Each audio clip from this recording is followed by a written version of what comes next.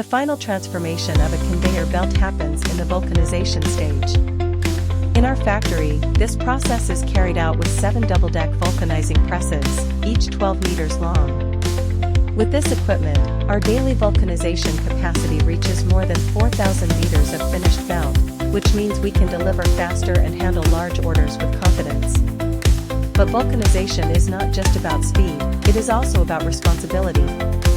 To ensure sustainable production, we have equipped our presses with advanced air filtration systems. These systems capture and reduce toxic gases during the curing process, protecting both the environment and the people working around the machines.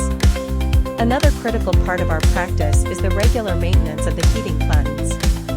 By keeping these massive heated surfaces in perfect condition, we make sure every belt comes out with a smooth, glossy finish.